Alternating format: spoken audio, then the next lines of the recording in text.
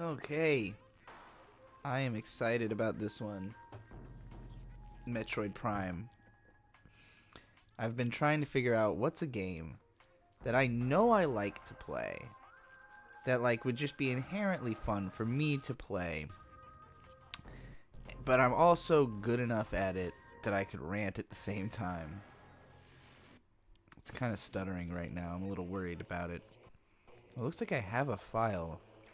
Infinjana Drifts. We're just going to start a new game, though. I hope it's not going to run like total ass the whole time. This is like some kind of special copy of the game that said it could have issues. But it's probably more likely just my computer having a hernia trying to do too many things at once. Let's see if there's anything I can close. Doesn't look like it. Oh, Steam, actually. Got Steam downloading something. That's no good. That's unnecessary. Hello, viewers. People trickling in. I am excited to play a video game that I really, really like. I beat this game twice, back to back, in, I think, 2018, 2019, whenever I made that video about it. It might have actually been at the start of 2020 even. No, I think it was 2019 when I made my Metroid Prime video.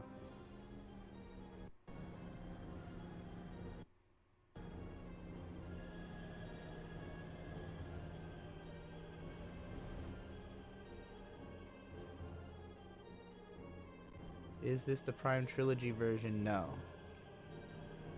I've played that like one time, and I did not gel with the Wiimote controls. But then I was never a huge Wii player, so maybe it's something I could get used to, but this is the original GameCube version, which is my favorite. One of my favorite games, just period. Turn the music down a bit. I feel like it's kind of loud. And I'm not being especially loud. I'm going to lean myself back a little. Alright. Samus is my absolute hero.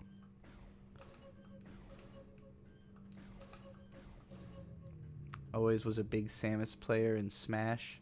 That was how I discovered her, because, you know, I got into gaming with the N64, so there was no Metroid on the console. So to me, Metroid was just like this sort of fabled thing. Like, I found out about it from Smash, and then, you know, I would learn about Samus and stuff in Nintendo Power, and about the existence of Super Metroid, and how it was like this legendary game. But it was a very long time before I'd play any of that. But when this game came out, it was super hyped up in Nintendo Power, so I was like beyond ready for it. And also Fusion. I got both of them like that Christmas, but this game was too hard for me. I never finished Prime until a couple years ago, whereas Fusion I had actually beat at the time.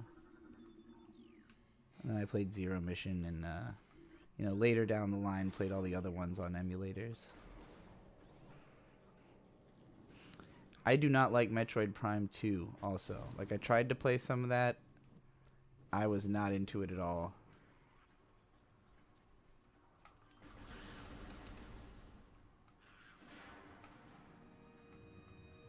But I still think this game is a absolute masterpiece.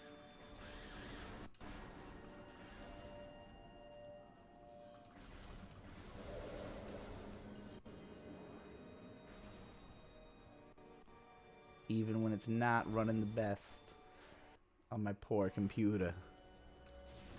I need to replace this thing as soon as possible, which is why I'm encouraging super chats. I will rant about anything you like for at least $5 worth of super chat. Mommy needs a new computer very badly.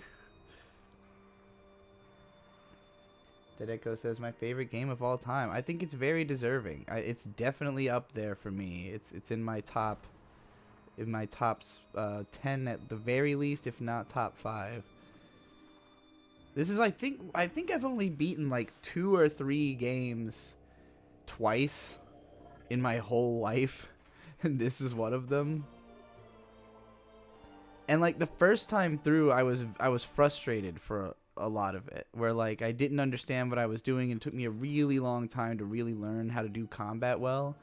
But when I played through the game a second time, it was like it was significantly different. It was so much easier for me because I had figured out the combat.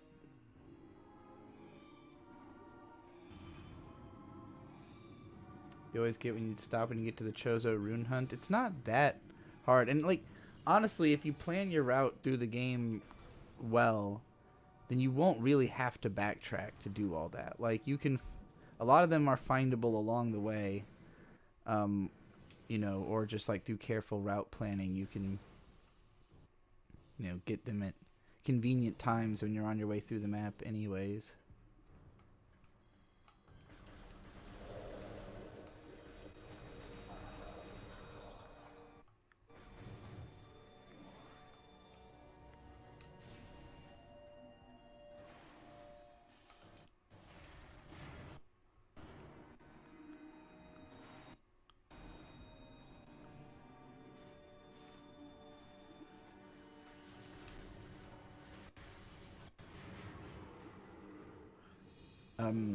I have not played any of Prime 3, actually.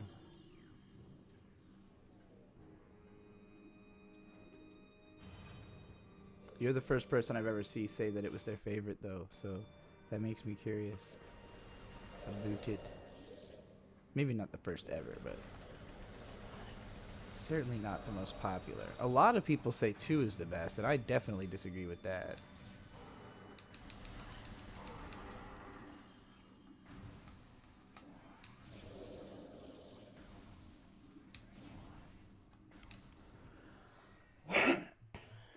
It's too quiet to hear on your phone. Let me see if I can fix that. Testing, hello. I am louder now. Let me turn up the game a little too. I turned it down because I thought the game might be like way too loud. Or maybe the game is way too loud and that's what you mean, that you can't hear me over the game on your phone. I do not know.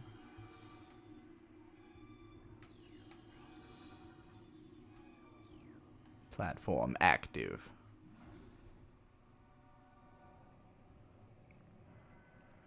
You can hear it okay, but are you on your phone?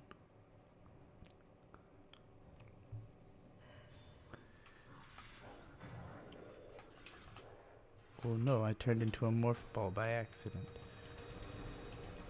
That's the kind of mistake I would make a lot back when I was trying to play this when I was like 11. And I just constantly like mistake the missile button for the morph ball button and then just get all confused and pissed off. And, you know, first person games were really hard for me as a kid because again, my first console was a N64. So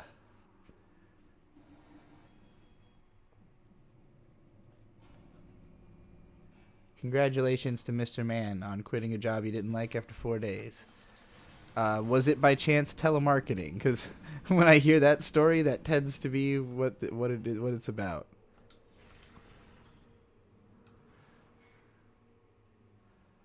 That or a fast food job.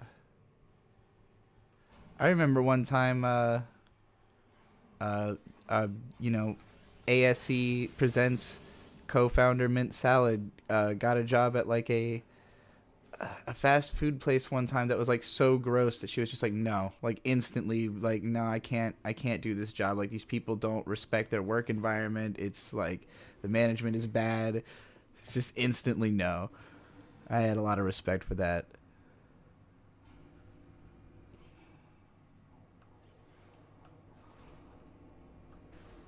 Oh, motherfucker.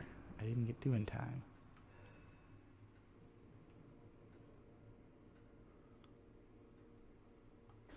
Wait, isn't this like a save room? Yeah.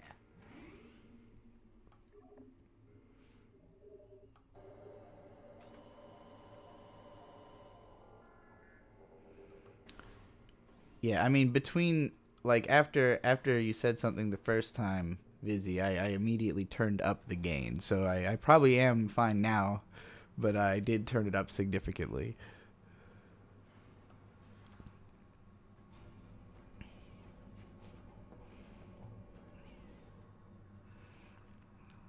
It's time to fight the big head crab. This thing just looks like a giant lice. It's a fight with a giant lice monster.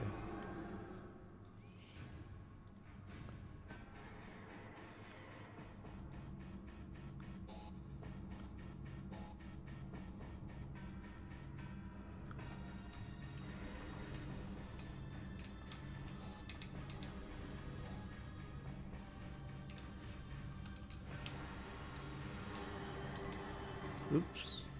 Wrong button again.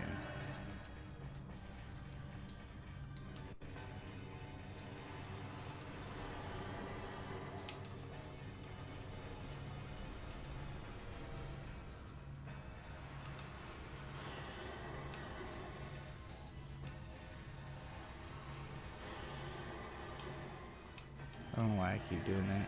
Oh, I do know actually. It's because I'm playing this on an Xbox controller and not a GameCube controller.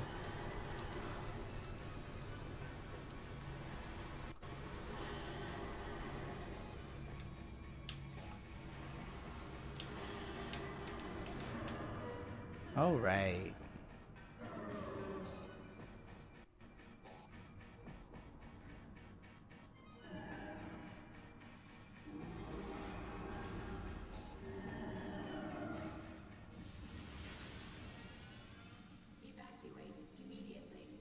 Uh-oh.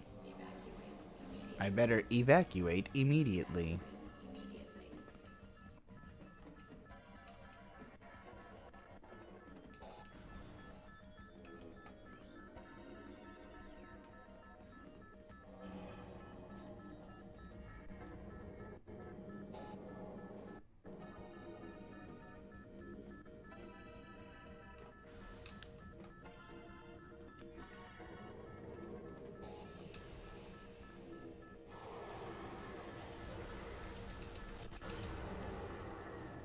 Everybody blued up.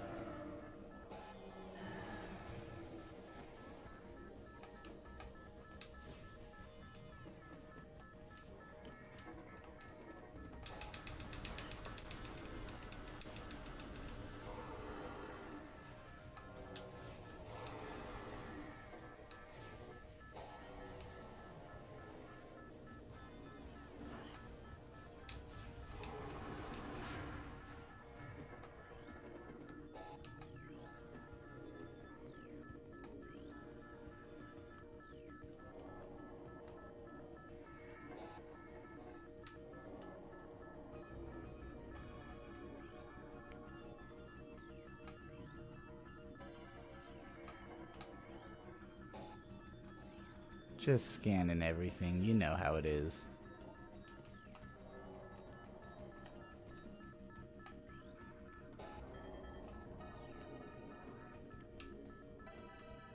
Where the fuck is the thing I actually have to scan?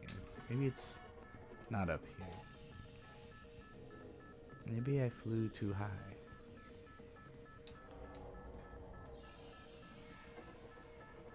No, I'm pretty sure I had to go up there.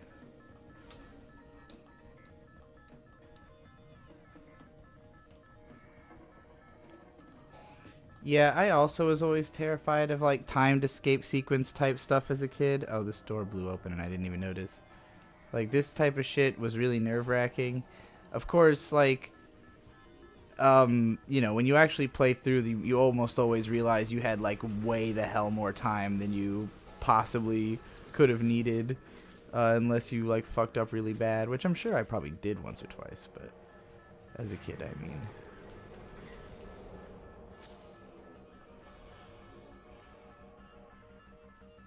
But it really is just like, you know, run to the exit.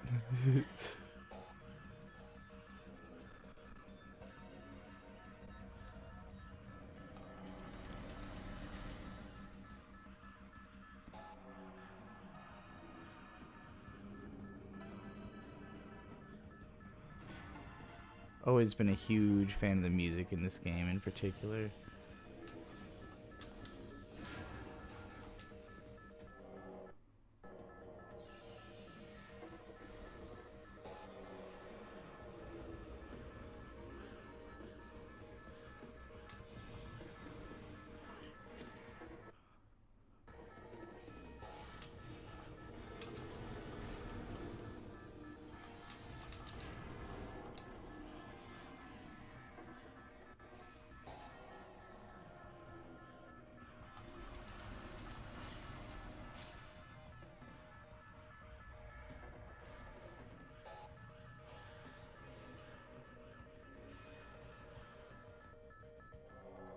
We got this. We got it. Oh. Look out for the big pile driver.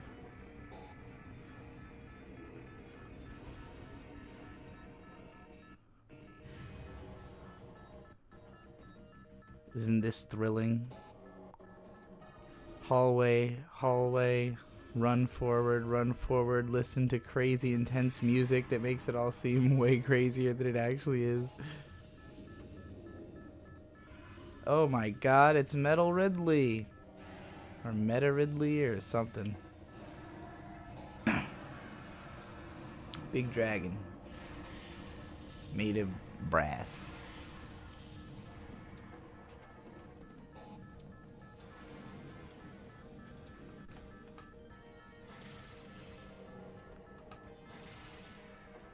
Wow. I believe I can fly.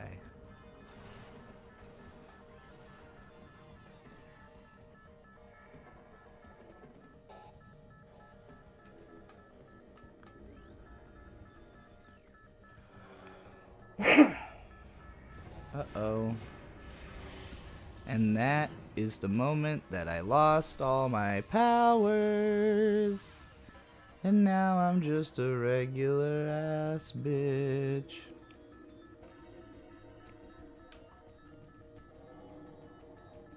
Never played this, should I? Yes.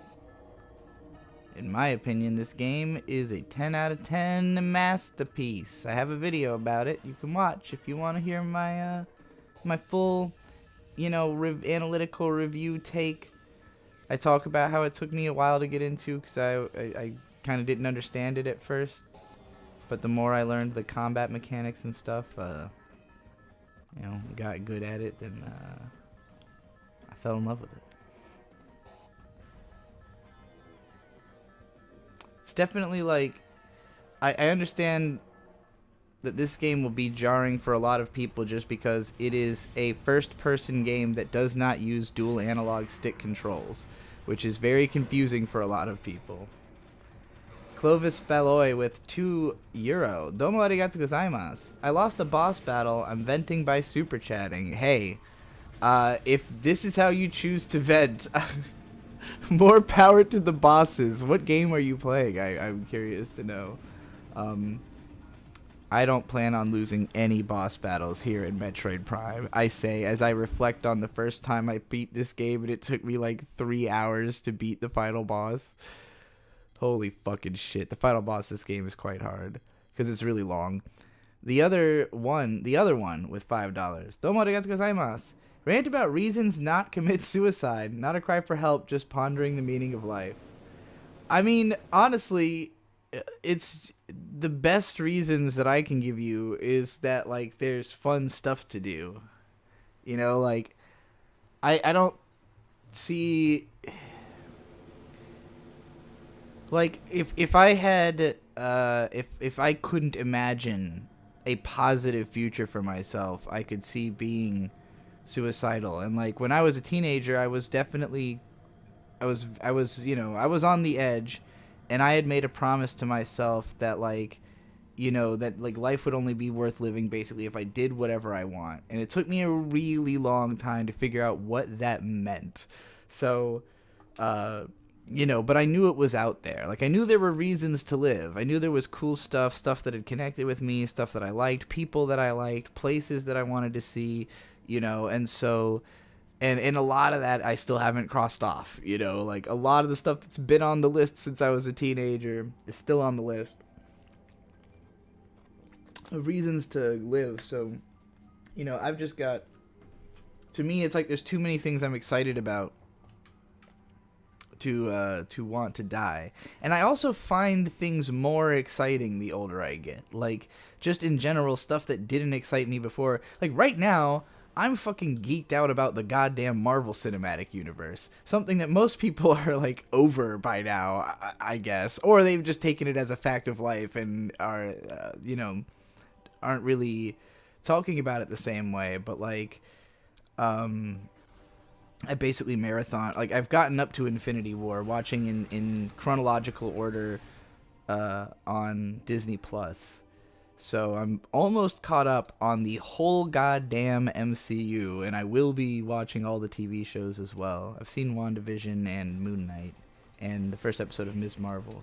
But yeah, so, like, for me, even, like, wow, you know, Marvel movies are pretty fun. I wonder what combinations of heroes will show up in the next movie. I know this is what gets everyday regular people through life.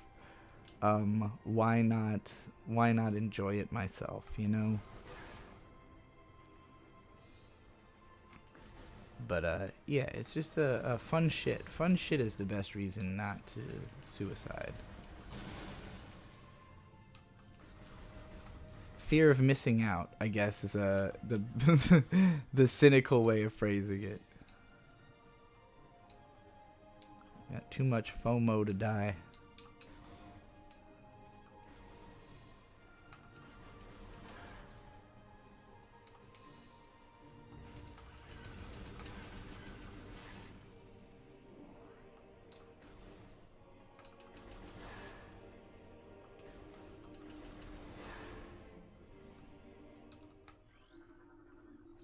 Oops. Let's go to the Chozo. Yeah, I know a lot of people didn't like the new Doctor Strange. I guess I'd have to know what your problems with it are, but I actually liked it a lot. I've been thinking about doing some kind of video comparing it against Everything Everywhere All at Once, but I expected to go into that favoring Everything Everywhere, and I kind of like Doctor Strange a little bit more. So I feel like that'd be a weird video to make because I don't know how many people feel the same way. But, you know, I liked Everything Everywhere All at Once. I would give both movies an 8 out of 10 probably. But I enjoyed Doctor Strange more than the other movie. But a lot of that also has to do with the fact that I had already seen WandaVision and really liked Wanda Maximoff as a character already, and that it was like a better ending to that show. So, you know, the interconnectedness of all of it, that was kind of what drove me to have to watch the rest of it, was like the realization that there are now movies that are just like that are just sequels to TV shows I liked already. You know, it's like, okay, I need to know all this shit that's going on here. And I enjoy a lot of them a lot more than other people do. I enjoyed Captain Marvel and Black Widow a lot more than I remember the critical reception of either of those movies being. Because I do legitimately want to go to the movies just to watch, like, cool chicks kick ass.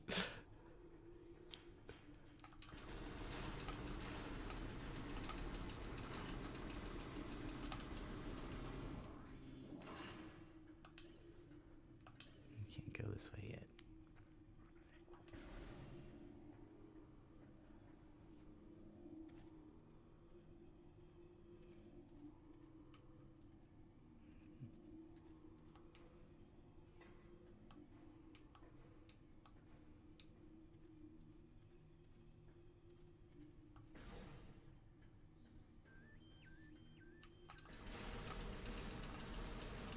I just, in response, Mr. Man is saying, you know, hasn't seen the latter film, but Doctor Strange 2 exemplified what you hate about the MCU and the trend of cinematic universes.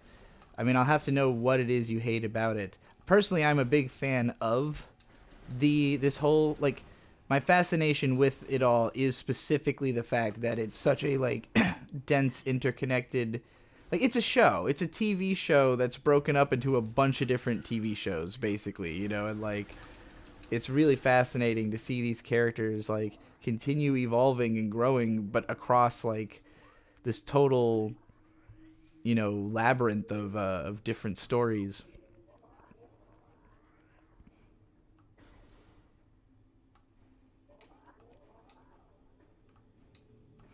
I'm gonna probably talk about tomorrow. I'm gonna do another one of my Moe and the Guro streams. Um, that's the show that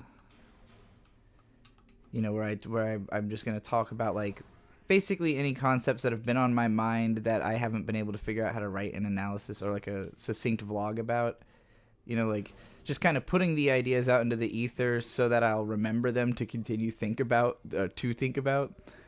But one thing I definitely want to talk about is being in what I call the metaversal media era, where like the expectation is that you understand that everything is connected, and therefore like there's just so much more possibility for like creating these gigantic metatextual works, you know.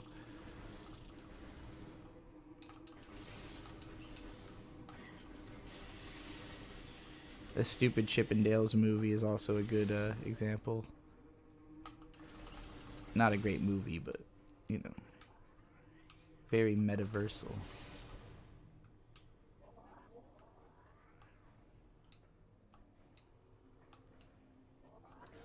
But it's like we're reaching a point where like culturally regular people have an understanding of the concept of the multiverse, which is like the biggest concept we have as human beings. Like the largest thing we have considered yet is the idea of a multiverse.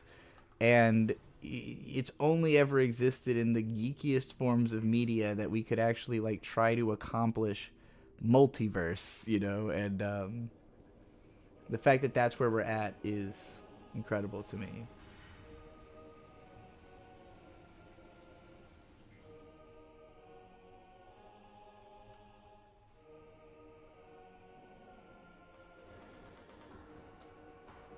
The other one says this is the worst answer for why not to commit suicide would be Marvel movies. I'm just enthusiastic about anything, basically. Like, I don't know. Um,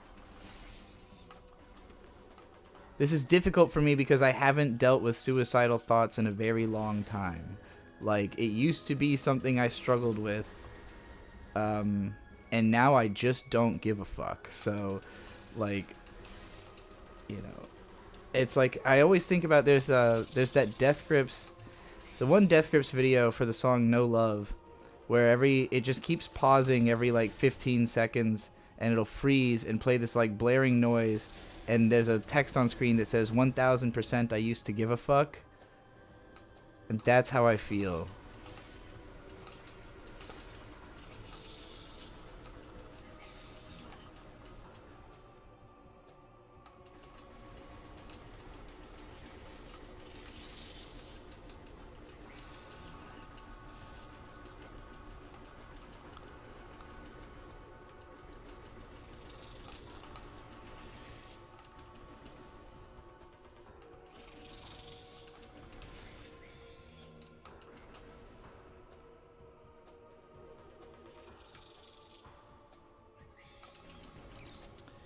Um,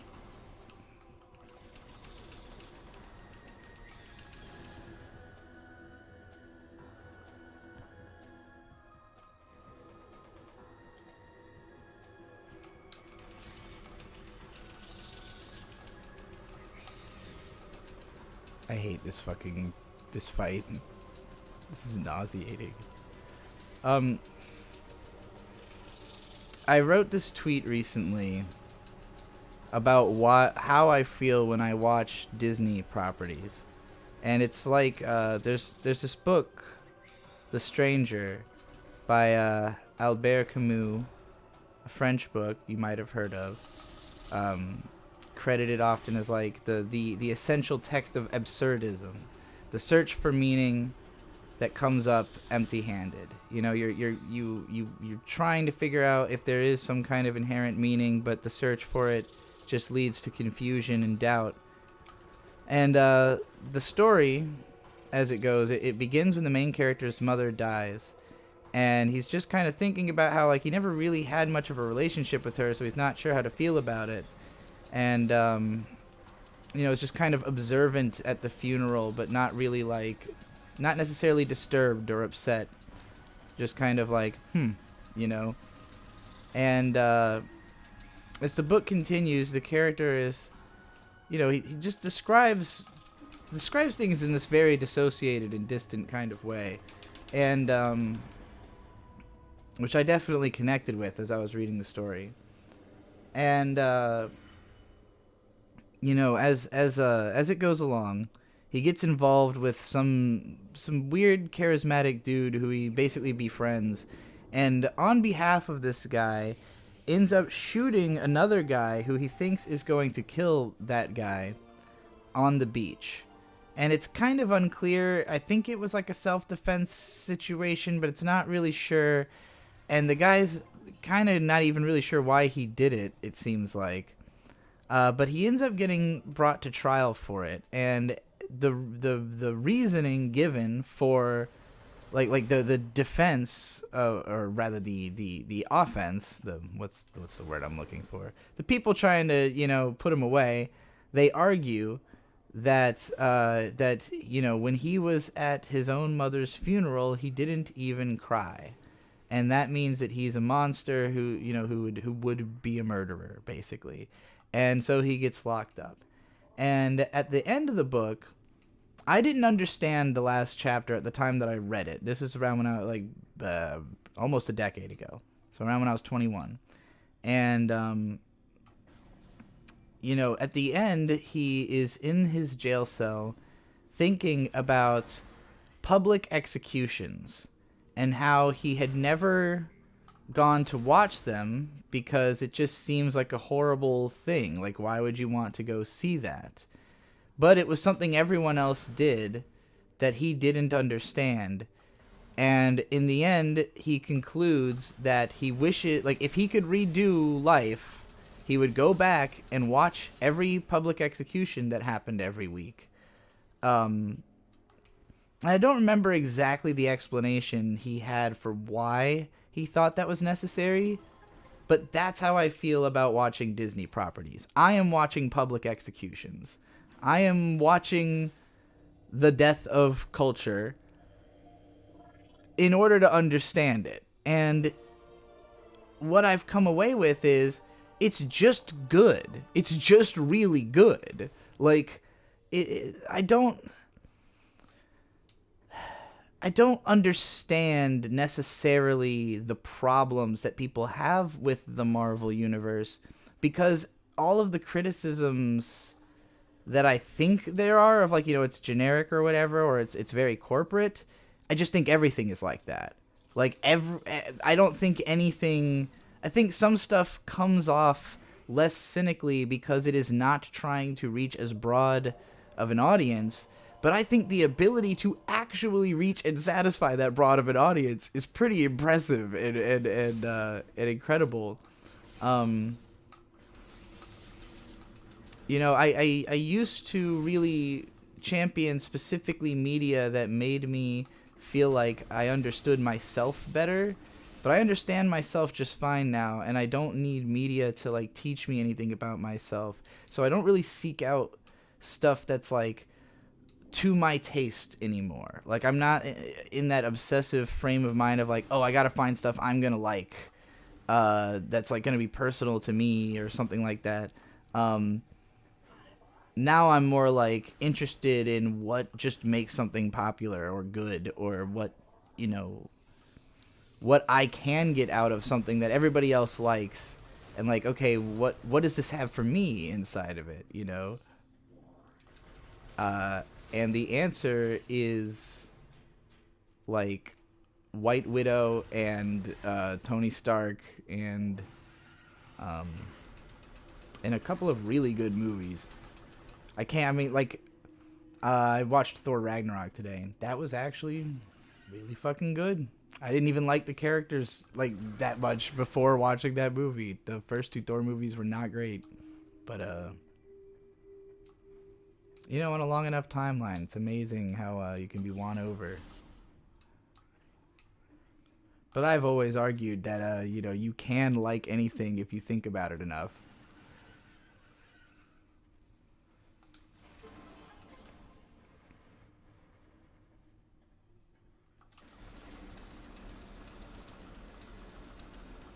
Bad cinematography? I mean, that just depends on the movie you're talking about, really.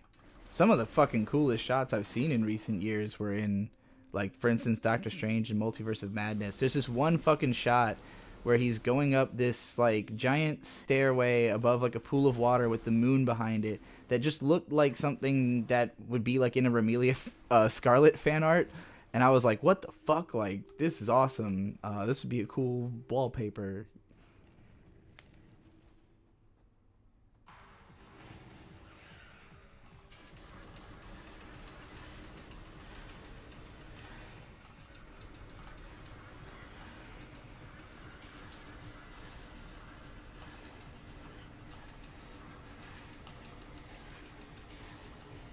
Ellen, it's true it might be just you and your mom who like the first two Thor and not Ragnarok. Personally, I thought Thor 2 is the only movie I could not finish out of the Marvel series so far. It's the only one where I was like, I don't care. Like, please make it stop.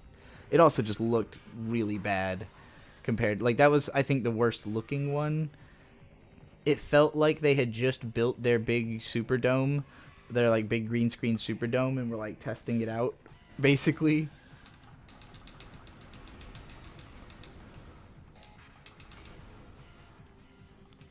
But Thor Ragnarok looks incredible. It's one of the better things I can say about that movie, too. Not at the very start. The very beginning looks like a shitty cartoon, but after that it gets really good.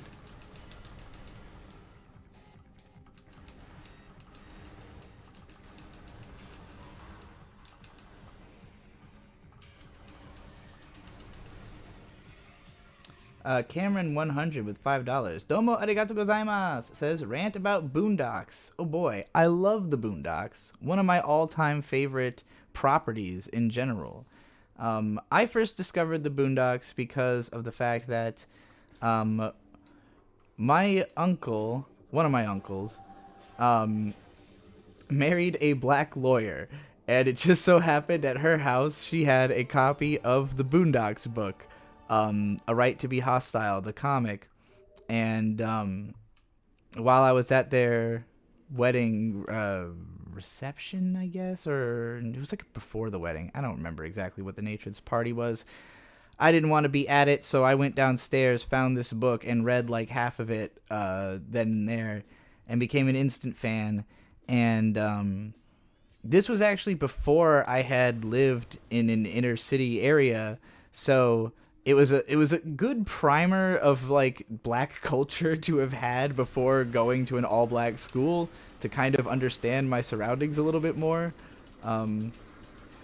But you know, it was also interesting to have like the perspective on the culture from somebody who views themselves as an outsider to it and upset about it, which made it more relatable to me, as that's how I feel about my own culture, you know.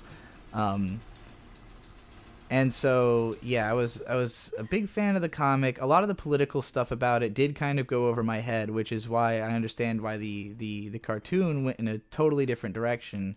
And if anybody, you know, doesn't know the difference, I guess, like the original Boondocks comics are much more political, like in the sense of like commenting on current events politically, which does age them and make some of them kind of harder to understand, even just because it's like literally about what's going on in the news that week. Because it was a newspaper comic, you know, like a political 4-panel newspaper comic, and it was a big like at the time I really wanted to write a newspaper strip. Like that was something I didn't have any talent at drawing, and I didn't develop any skill in it, but it was something I wanted to do at the time, and that was part of the influence was reading the Boondocks. But yeah, when the cartoon started, I remember being really surprised because, like, you know, they toned down the politics, they changed around what characters are most important. You know, they put a lot more emphasis on Granddad and Riley. They cut out the character Caesar entirely, who was, like, in the comics basically the second most important character because he's introduced to be someone who understands what the fuck Huey's talking about, which the show realized was a mistake. You know, it's like, oh, well, the audience also doesn't know what Huey's talking about. So we need to treat the show like it's talking to an audience who doesn't know what Huey's talking about, as opposed to the comic that was treating it like they, you know, like they were. And of course, the Christmas episode with what, which introduces what Best Guy Ever calls Huey's Law, was the one that kind of explained why this mentality that, like, you know, everything you say is boring, Huey. It's all blah blah butt sex, blah blah pagans, you know, like. And so he realizes he has to make his message something that is exciting and funny and connects with people, and so that's the nature of the TV show. And for 3 seasons, it's incredible. I rewatched the first season not too long ago to introduce it to Vizzy, because it was just before his time, and you know, I still really love it. It's endlessly rewatchable. It's a show where there's certain episodes I've seen, you know, over and over again, and would watch over and over again. It's a show that I've never really, like, I'm not gonna make an analysis video on the Boondocks. You know, like, it's just simply not my place. You know, there's lots of things in the show that a person of my complexion is really just not fit to talk about. And you know, all my homies love the Boondocks. I always hoped that Nino would do a Boondocks analysis video, but I don't think he's interested at this point. Somebody did a long, like, sort of retrospective review that was pretty funny, but I got kind of tired of it because I was like, well, I've seen the show, so I don't really need a whole rundown of why the show was funny. I know why, but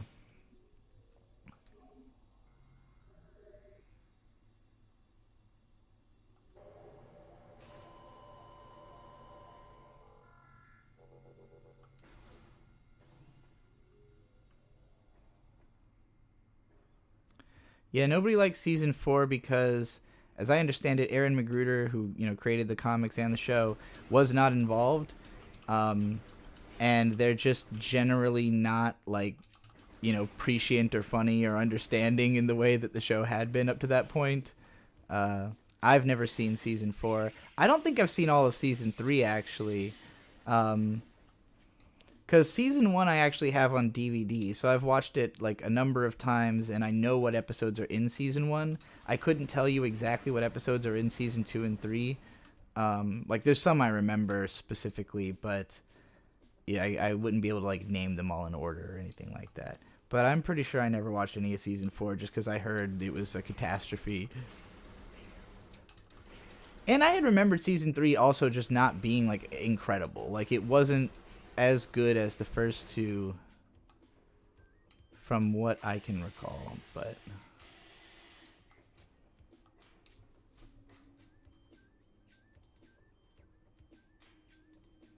just had to stop to ban a bot real quick. Love to cheap fuck? Then we're in. The names are always fucking hilarious.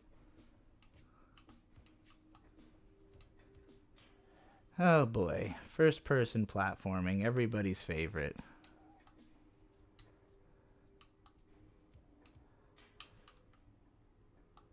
Oh no, I keep pressing the shoot button instead of the jump button because I'm so used to the B button being in a different place on a GameCube controller from where it is on... Oh, god fucking damn it.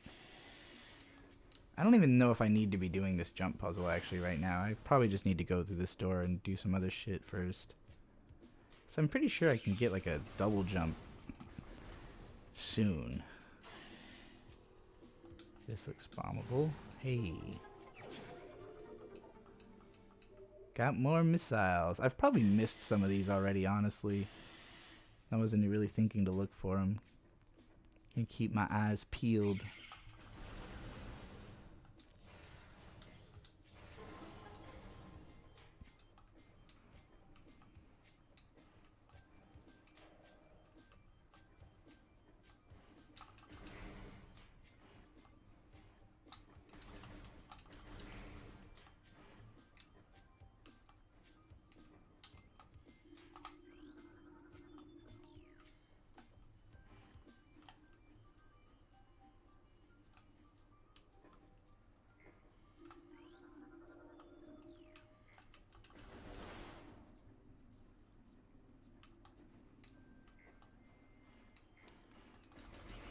This music is so goddamn good.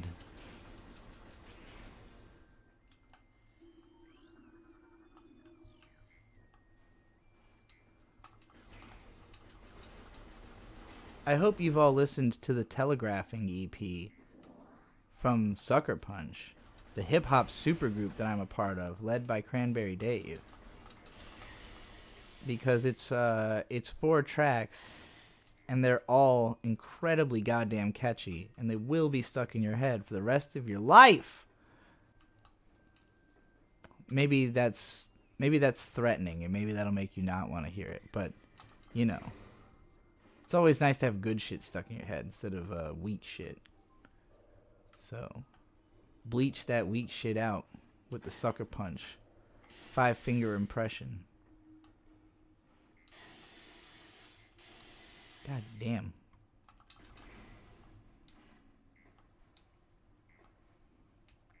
It's on Spotify. It's on YouTube. It's on the back of your eyeballs if you look hard enough. You won't be able to hear it, though. On the back of your eyeballs, I mean. Because there ain't no ears there. Where the fuck is this last rune? I can't remember. Am I standing on it? Is it that? That's it. God damn it. Always forget that one.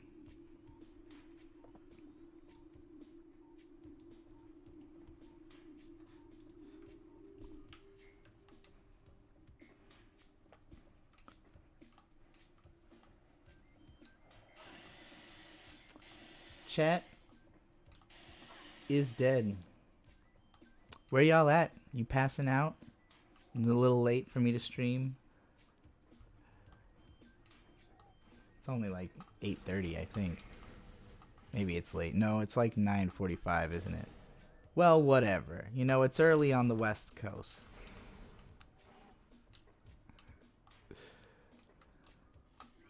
Let me in.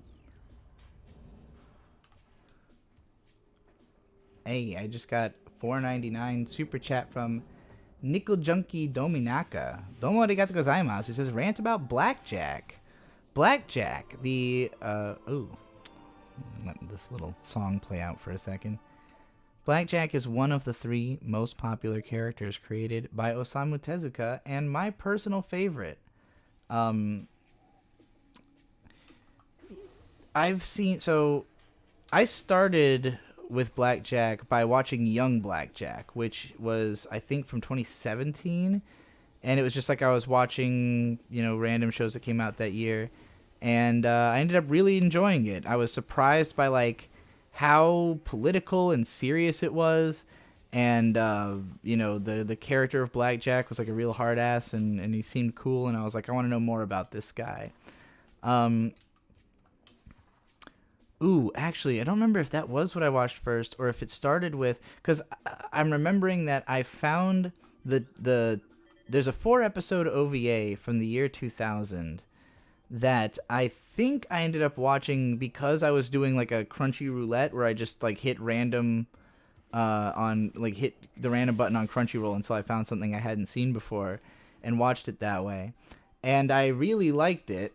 I was surprised. Like, it was an odd feeling because it wasn't like it was an incredible show. It was like fairly like mid-budget, you know, like it was the year 2000, so it kind of looked funky but not bad. You know, the stories were kind of simple, and you know, I'm not usually that big into like those types of episodic stories where like each episode is just like an open and shut little drama. Like those type of shows don't tend to appeal to me as much, but especially in the medical field, which has never interested me all that much. But Tezuka's take on the medical field is highly supernatural and fucking strange, especially the manga, which I've only read like a volume of, but I was surprised by like how many ghosts there were within the first volume of a doctoring manga from a guy who was a doctor. But yeah, it's a fun ride, and I liked that little OVA. You know, I like the dynamic of Blackjack with his weird, lolly 18-year-old lolly sidekick, which is like, I'm surprised not considered a more sus character, but you know, it is what it is. It's an old series. But yeah, I liked that little short series, and then there was like, I think a 50 episode anime that picked up right after that, like using the same art style. I might have watched the first episode of that, but I was like, I'm not going to be able to watch 50 episodes of this right now. And then, yeah, so I checked out some of the manga. I watched Young Blackjack. I saw that OVA. I've seen the movies from the 90s. There was a film by Osamu Dezaki and an OVA. I think I only watched the one from 1993, which had really like lavishly gorgeous animation, and of course it's, you know, a Dezaki film, so it's really stylized, but I just was not interested in the plot of that. It took itself a little too serious and was a little too like dark and dramatic in its tone. And I know that's like the most popular one, especially in the West. Like that's the best known piece of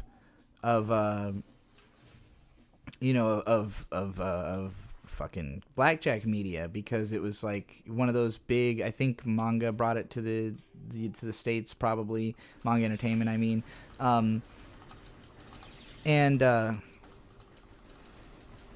You know, so like it to a lot of people it was just like this really cool, badass, like visually aesthetic movie, but you know, for me, I was like, this isn't really the angle on the character I'm looking for, you know, that I find most engaging. So I wasn't as into that. I think that's all the Blackjack I've seen. I want to consume a lot more of it. Blackjack is like, of all the old school anime heroes that have like a ton of shit surrounding them, I'm surprised how little that Blackjack's been talked about, especially in the West. How fucking hard it is to track down the manga volumes in English, because they exist, but they're like really rare. Never find them in any kind of order.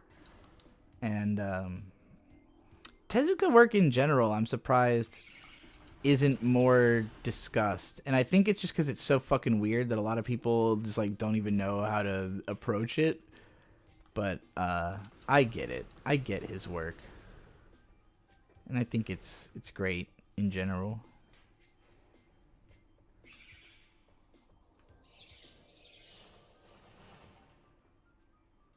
What is this being played on? Dolphin.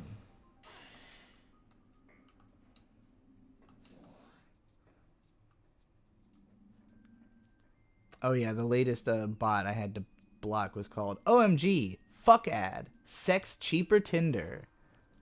That's not even fucking English.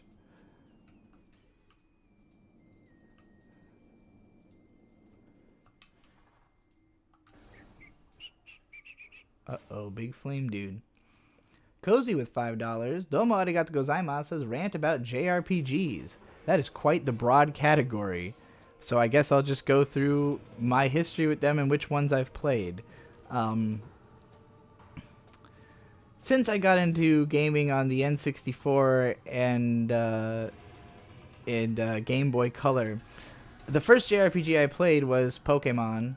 I didn't know the term RPG even at the time, or like consider it to be one of those, until I found out about them later and was like, oh, this is what Pokemon is.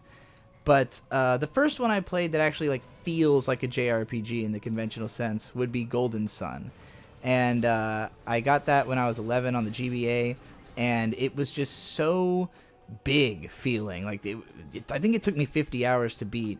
And, you know, the cutscenes are long as fuck. And some of them were annoyingly long. I think if I played the game now, I would have a lot less patience for, like, how much fucking dialogue is in the game. Which is generally my biggest problem with most JRPGs. It's just the needing an editor. Or rather, not even that they need an editor, that they're all trying to be a 50-hour epic experience, and most of them do not have that amount of content that is actually intriguing, you know? But yeah, so Golden Sun is the first one that I remember having like a massive impact on me. And then I had gotten to play like a tiny bit of Final Fantasy X at one of my dad's friend's house, and was really impressed with it. But I didn't understand it or like how to play it. It just was like way too much for me to process, even graphically at the time. Um, and but my first attempt at writing a novel was actually a book called Golden Fantasies, based on combining the aesthetic of Golden Sun and Final Fantasy. So, because I thought of those as like those are the two ultimate RPGs. Like Golden Sun is my favorite. Final Fantasy is what by then I had understood to be the most famous, RPG. And so like my book as an RPG book was to be a combination of those two things. But anyways, when I got really serious into JRPGs would be in 2005. And I'm trying to think of like what game it was first, because Tales of Symphonia definitely was the one that was the biggest deal, where like getting into that game, it was like my favorite game ever that I'd ever played up to that point, and I was really obsessed with it, and I spent a lot of time on the forums, and it really was just a matter of, oh, this is anime but as a game. And like particularly because of the fact that I never got to finish anime shows. Like they were either airing on TV, which you'd have to wait these long ass periods between seasons, and watch all these reruns and shit, and then they'd change time slots, and I'd never make it to the end. Or my cousin would buy the first or second DVD of something, and then we'd get something else because we wanted to see other shows. So the fact that I actually got to experience like the full breadth of an anime story, like a long form anime story, in a video game was highly appealing to me, especially because you only have to buy the one game. So I got really into JRPGs. I spent a lot of time on the rpgamer.com, and I was writing reviews there. I actually placed third in a review contest there once to win a Makai Kingdom poster, but I never got it. Probably because I didn't really know how to communicate on the internet back then. But Makai Kingdom is an example of a JRPG I played at the time. I got big into the Nippon Ichi games, so part of it was Fire Emblem also. Like I played Fire Emblem and got into tactics games, and I really identified with the idea that I should be good at tactics games, because I always saw myself as like a logical, intelligent type, and a strategist, and somebody who can control people and move them around the field. But I fucking suck at tactics games. So, I bought a whole lot of them, but I can't even think of when I beat, because I know I watched my brother beat Makai Kingdom, and I had played Disgaea and all that, but I just never got very far into any of those games. I wanted to like them all because of their aesthetics. I got to the end of Shadow Hearts Covenant and couldn't beat the final boss. I've played most of the Personas, and I'm really aesthetically into the Shin Megami Tensei games. I really like Digital Devil Saga. I played like half of that a couple months ago, and I was super into it. It's just that, again, these games are so fucking long, and that's really the biggest thing that stops me from playing JRPGs is just the length. Even in the case of Digital Devil Saga, it actually didn't have as much dialogue as I would have liked, because there's so much gameplay in between that. And I like the game. I like playing it. I like the combat and everything. It's just so long. And it started to feel like, oh man, I'm going to have to spend another 30 hours on this. And it's not that compelling, story-wise, that I feel like I'm going to have, I'm going to get something different out of it than what I've gotten so far, I guess.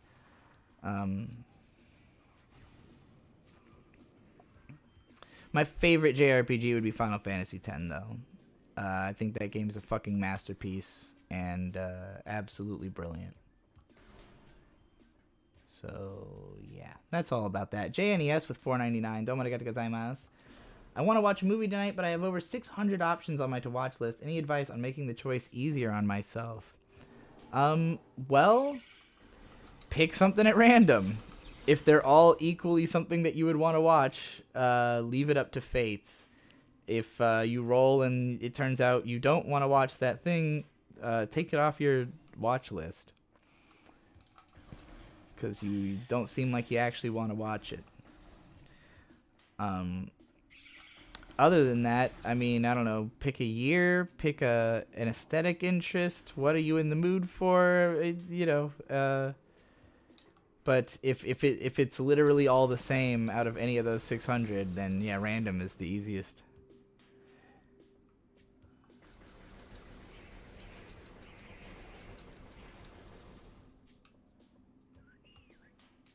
The guesswork is usually taken out for me because Bird usually just wants to watch a movie, and so I just watch whatever Bird wants to watch, and I don't, if there's something I particularly want to watch, then I'll suggest it or make time for it, but that's a little rare for me.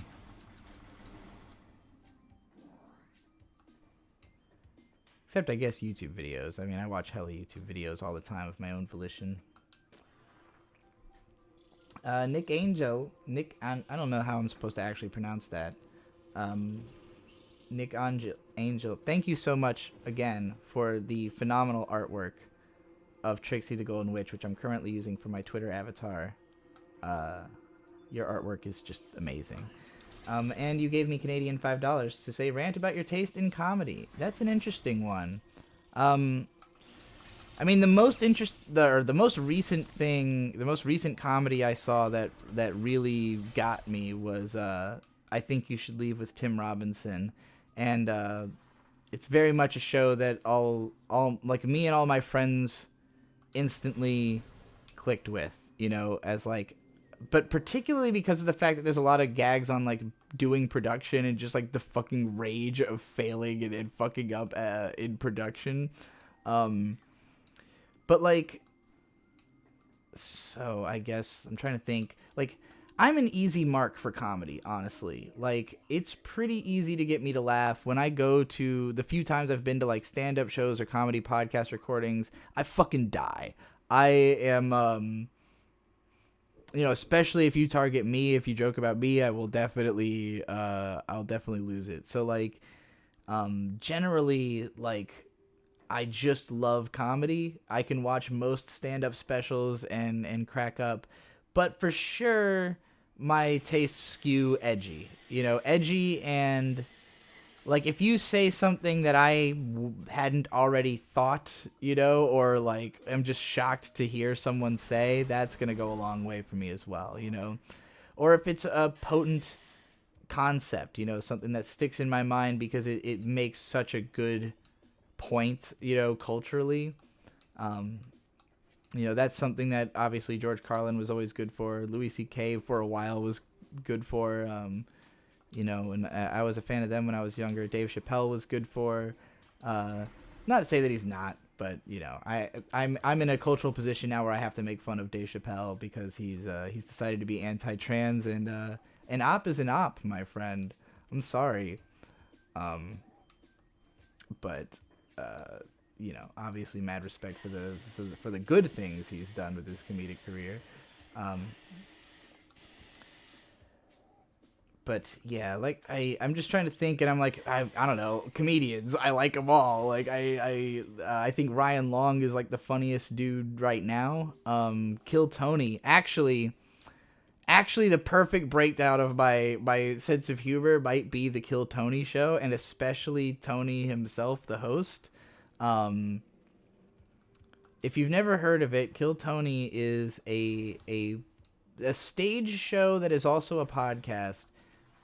Where the host, a comedian named Tony Hinchcliffe, like brings people on stage to do a minute of stand-up. And anybody can sign up. You put your name in the hat if you're there. You put your name in a hat. He draws names out of the hat, and people come up and do their minute. And then he roasts your minute, usually. I mean, sometimes people are just really good, but usually they suck. And I couldn't imagine listening to Kill Tony as a podcast, because watching it is so fucking funny and such an incredible character study, and just watching the way that, like, that people who really shouldn't be going on stage, watching the way that they react to being informed that they really shouldn't have gone on stage, Um, it can be very brutal, but he always tries to keep it. There's like a very particular atmosphere to the show where it's supposed to be fun for everybody, unless it's really not because you're really being an asshole, you know. But it can get so brutal because of just how fucking dumb people are, and how willing they are to take it. Honestly, is shocking. So yeah, that show is a fascinating watch.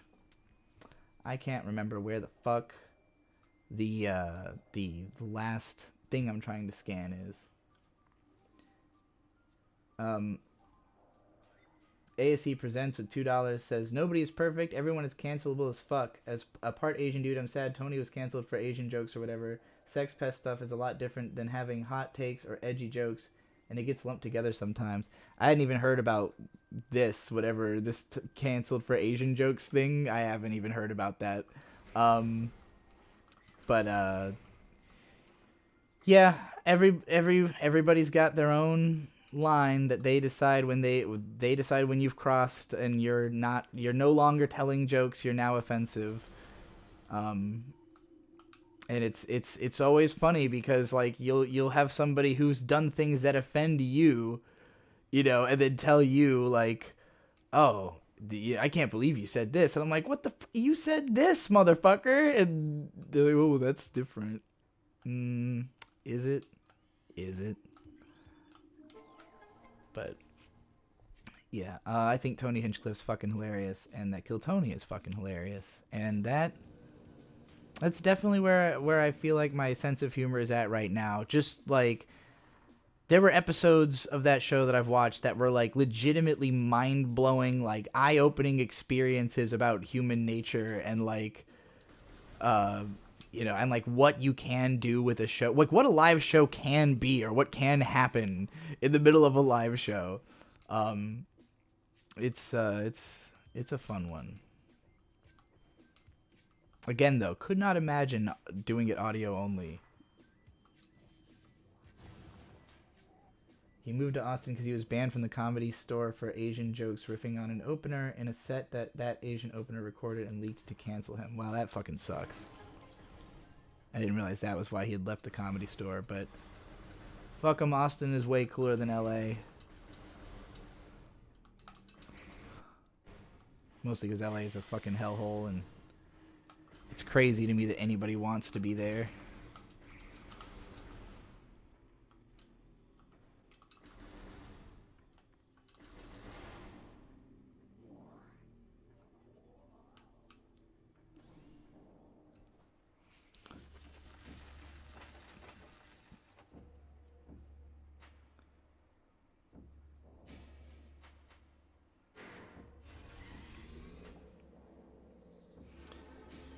Just reading Riley describe like how the level to which Tony Hinchcliffe is canceled. It's like what I'm thinking, like, what is my taste in comedy? Canceled. That's my taste in comedy. People who get canceled.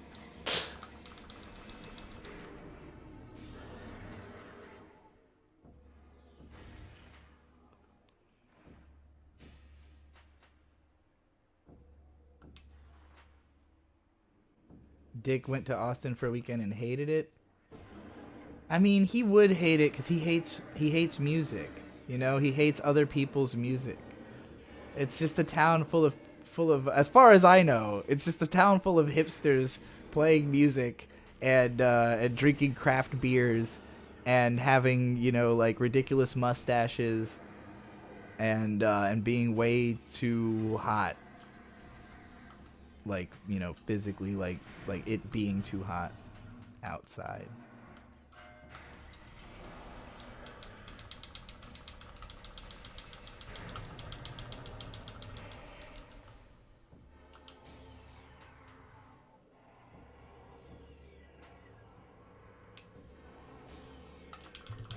No, wrong button.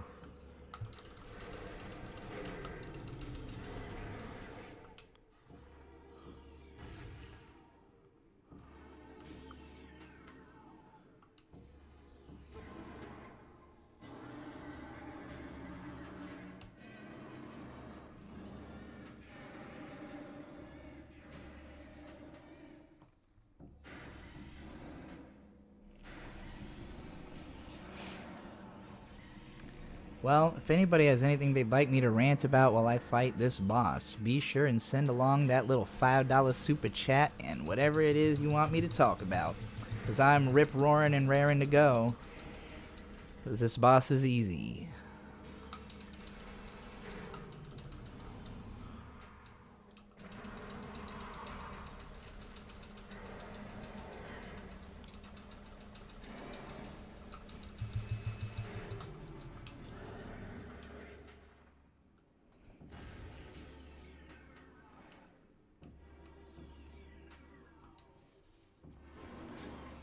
Beep, boop, boop, boop.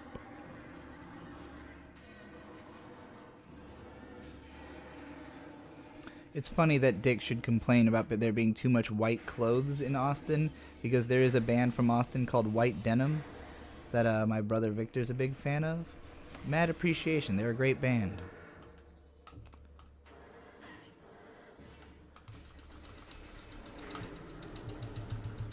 But I bet I know where they got their name.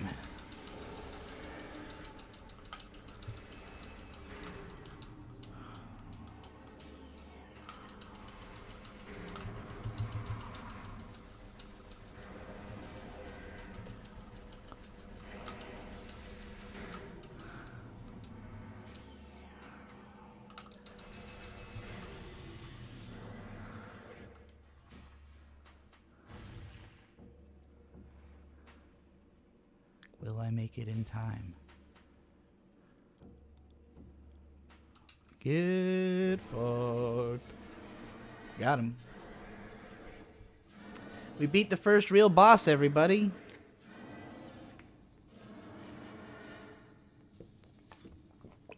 Flagra.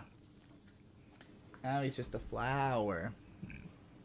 Cozy with $5. Domo arigatou gozaimasu says rant about Urusei Yatsura. Urusei Yatsura was the first manga to become an extreme classic from Rumiko Takahashi. One of the most influential romantic comedies ever. It's the kind of thing where, like, you go back and read it or watch it, and it feels weird how much nothing has changed. Like, how much manga are still just doing Urusei. Like, you could read Nisekoi or To Love Ru or something and just be like, this is just hornier Urusei Yatsura, you know, with slightly more modernized character designs, but like the tone, the pacing of the chapters, the type of humor, the types of relationships between the characters, you know, it's I mean, and granted, Ranma, you know, is equally influential in the long run, but like I think it's hard to even say, because they're not so dissimilar that like you could say, oh well, you know, this is definitively more Ranma influence than Urusei Yatsura influence, unless someone like specified. Like, it's just basically going to depend on what they grew up with, I guess, because one ran from like 79 to 86 or something like that, and then Ranma was like 89 to 92 or 3. Don't quote me on these numbers, but yeah, like and also it's surprising how well it holds up, because you would think that, you know, everything copying it like that would make it feel old hat, but rather it, you know, nothing copied it exactly or correctly or like was as good, you know, so it still feels when you read it today like, oh man, none of the stuff that copied this really did it quite as well. Or even if it's not that they weren't as good, they just, you know, they were different enough that it still feels like, huh, so this is what it was like before, you know, before the next generation got their hands on this idea and like morphed it a little bit, you know? Because I think if you watch stuff from like the anything like post Love Hina, which Love Hina would be another example of something that, you know, probably took influence from stuff like Urusei Yatsura, but the stuff that came out after that is also taking influence from Love Hina, you know? So it's like things get a little bit further away from the roots as you go on, but you still see how it goes back, you know? You still see how the branches go back to those roots. So that's the fascinating part of it for me, and like I read the first volume of the omnibus manga because they started publishing that in English, a couple years ago, and I got my hands on the first one, but I haven't continued past that. And I have seen a couple episodes of the anime, and I've seen the Beautiful Dreamer film, which is a lot of fun, but I definitely feel like I don't understand it enough, not knowing enough of the story of Urusei Yatsura. Like, it's made for fans of it who would have gotten to that, like much farther into the show than I've been, to know who all the characters are and all the context. But yeah, I could see watching more Urusei Yatsura. I think I might have watched an episode of it with Bird, and he didn't dislike it or anything. He was like, yeah, it's fine. But I mean, it's so fucking long that it would be a difficult thing to watch without somebody, because I didn't love it. I wasn't like, oh my god, I need to see 200 episodes of this. Like if I had someone around who was like that excited to watch it with me, it might be different. But neither I nor Bird is like jumping at the chance to watch 200 episodes of Urusei Yatsura, but I might get there eventually. And then Robot Anon with $5, domo arigato gozaimasu, says, rant about Native Americans. I'm not a Native American. I don't have a lot of cultural context into, as a white person, my ancestors did a lot of really horrible things to Native Americans, possibly. I don't know. I don't know actually that my ancestors did anything horrible, but because I don't know that much about my ancestry. But yeah, they had a real rough time of it. They kind of like just lived on this continent, doing their thing, and then a whole bunch of people just showed up and gave them diseases and murdered them all and said, yeah, we're taking this land because we got guns. The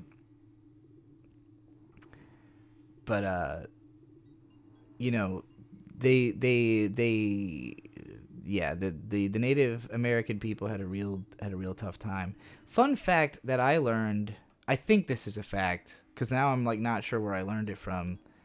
But I had heard at one point that there are more Native American people who refer to Native American people as Indians than there are who refer to them as Native American people.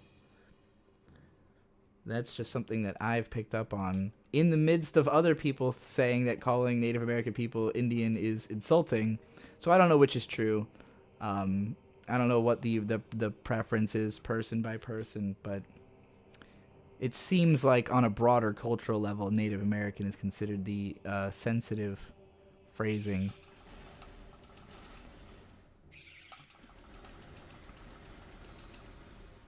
But stuff like that always fascinates me. When there's a woke way to address someone that isn't how they actually necessarily want to be addressed, stuff like that fascinates me.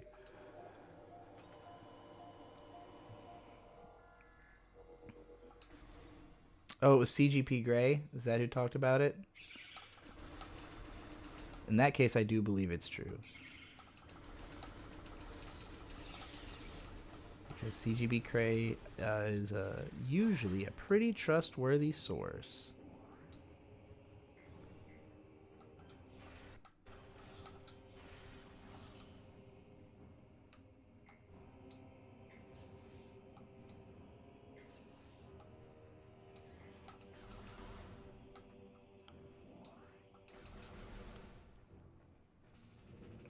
CGP Grey is one of those dudes that I will completely forget exists for 6 months, and then a new video comes out and I'm like, oh yeah, you, where have you been?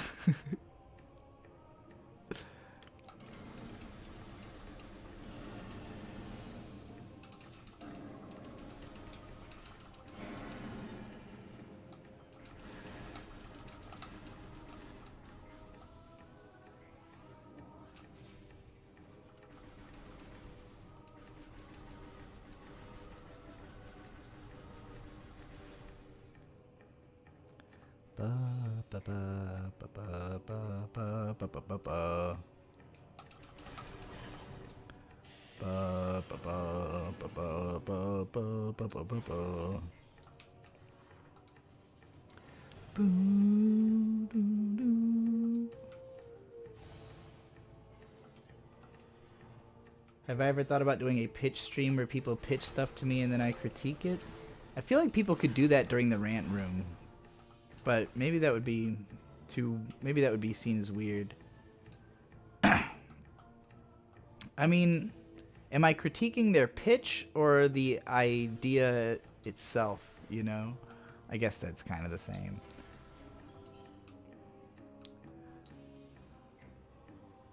I'm just thinking, like, what... I guess you sound like you have a pitch you want to make is why you're suggesting this. Because I've never had anyone be like, hey, can you rate my pitch?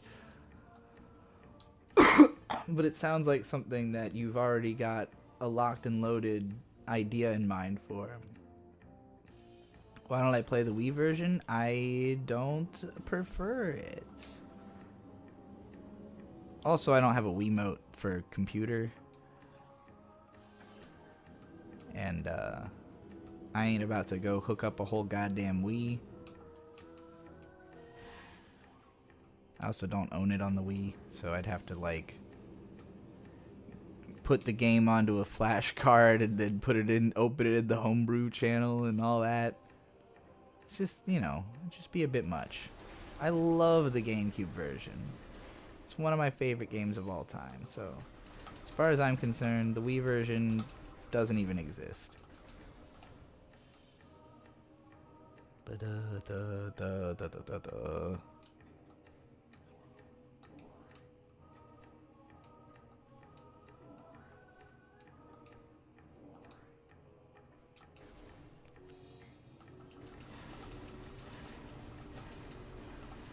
Anyway, I'll remind everybody that for $5, I will rant about anything that you want.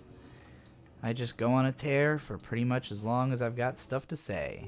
You're like, hey, what do you think about Bohemian Rhapsody? And I'm like, bruh, I've listened to it thousands of times. I'm not going to say any more because then I will actually just be ranting about that for free. Maybe somebody wants me to rant about Bohemian Rhapsody. I wouldn't know, because I've never been paid to rant about it. But one day.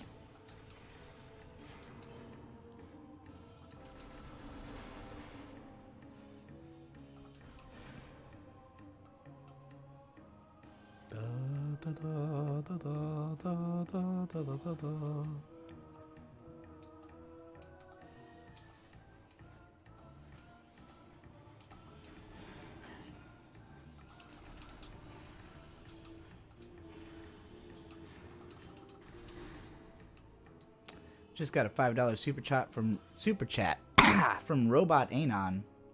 Don't worry, I got to gozaimasu. Rant about the haunted house tour skit from I Think You Should Leave.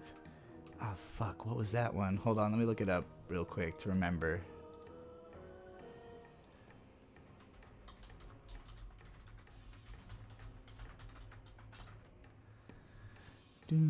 Ghost tour, full sketch. Oh yeah. I remember this dude gets all pissed off at him because he's fucking up the ghost tour. This is one of these, a lot of the Tim Robinson bits are truly like if you just, or rather if I just like said what I was thinking or like, you know, like was the same way I was as a kid, I could imagine being this guy. And this is one of those where it's like they're on a ghost tour and he just like keeps asking like unrelated because I think the guy tells him like you can ask anything, and he keeps asking like really inappropriate questions, and the dude's like, what the fuck? And he's just like, you said I could ask anything. And it's just like that lack of like the breakdown in communication where the other guy just thinks it should be so evident that what he's saying is wrong, and he just doesn't get why, you know, because he feels like he's been given the proper instructions and is following them. You know, I I think a lot of these skits, I'm trying not to use the word autism, but you know, it's like that same, it's a commentary on like the absurdity of like what people say versus what they mean, and you trying to navigate the space between that, and like, you know, just being like, but I did the thing, but I know I did the thing, but there's something, you know, off. Last Hand asks, is your stream's almost over? I'll be home in about an hour, and that way I can send you a super chat or two. I will only be going for another half hour because I plan to do another show. I'm going to be recording the new Void Gazers podcast with Mint Salad at 11, so which is not going to be live. But, you know, I would encourage you to just show up for another live stream. I'm going to be live streaming all the damn time. I make the most of my money through doing these live streams. So you know, I'm trying to do them as often as possible. I just got another $5 from Robot Anon.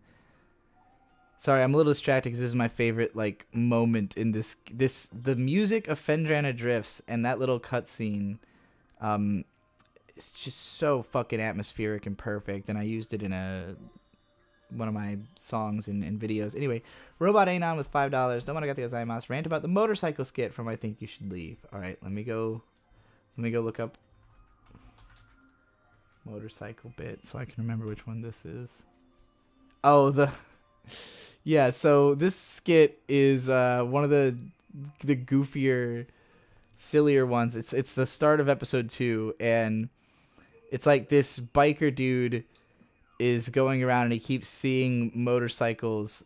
Well, first he sees a motorcycle and he's like, whoa, nice motorcycle. And then he sees a car and he's like, whoa, 2 motorcycles with a house in the middle. And just like, you know, everything that has wheels he sees as a motorcycle. But then it's revealed that this guy comes from, like, he gets beamed up to an alien ship where it's like a whole planet of motorcycle bros, and so their conception of everything is just that it's motorcycles because it's the only wheeled thing they know. And so he brings them all to Earth, and they all trip about all of the different types of motorcycle that exist. It's a silly, very cute little skit, you know, about perspective. Like, you think, this guy's just a goofy motorcycle man, doesn't know shit. But you're also, like, it reaches a point of absurdity where you're like, how did this person make it through life not understanding that these things aren't motorcycles? But then you get the answer to that. Like, right as you're like, okay, this is preposterous. Then you're like, well, actually, now that it's even more preposterous, it makes sense. So, yeah, I got ADub64 with $5. Domoarigato gozaimasu. It says, rant about Tyler the Creator. Tyler the Creator is an insanely influential artist. I would consider him, like, basically out of people who I would consider to be, like, my direct peers in terms of age. Like, Tyler the Creator is, like, 1 year older than me or something, like, or even, like, a couple months. He's very close in age to me. And, you know, when he debuted, when he broke, that was the first time that I saw, like, someone my age doing something that I wished I had done, you know, and, like just the highest effective version of, like, you know, my fantasy of, like, having a group of people who all, you know, rap and make shows together and do all this fun stuff and you know, have a total fuck you attitude and kind of do whatever they want. And, but I didn't really get it I didn't actually connect with Tyler at first. And, like, I had a friend who was really into Tyler, the Creator, who connected with him on a very personal level on, like, the, you know, not knowing his dad and, you know, just not fitting in. And, like, just like a lot of the themes of the music had connected with him. For me, it was all, like, a little too dark and angry. In the same way that Eminem had been, like, outside of his singles. You know, when I was a kid, I was really into, like, the Real Slim Shady and, you know, and fucking My Band or Lose Yourself and all these, you know, those more fun songs, but all the songs about, like, wanting to murder his girlfriend and shit. Like, none of that resonated with me when I was a kid. It was similar with Tyler, where it was just like, oh, this is like, I don't feel this violent and intense. But I also understand now, like, at the time, it took me a long time to appreciate, like, just how, I won't say insincere, but how, like, much of a character most people, most performers who are successful are putting on. Like, Tyler, it's not that the emotions behind the content are insincere, but that, like, the actual, the flagrant ridiculousness is there because that's the entertainment value, like, that's the show. That's the appeal to inner emotions, I guess, and their intensity. I just didn't feel my emotions were that intense yet, I guess, at the time. And also just a lot of his music's really sad. Like, I like his fun, banger type songs, but most of it is just really fucking sad. And, so Flower Boy was the first album of his where I felt like I connected with enough of it that I could, like, listen to the whole thing through somewhat regularly. There's still really isn't.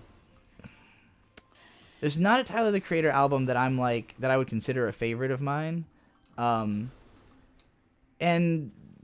part of that is just different taste between me and him, and what we want to listen to or think is cool. But like,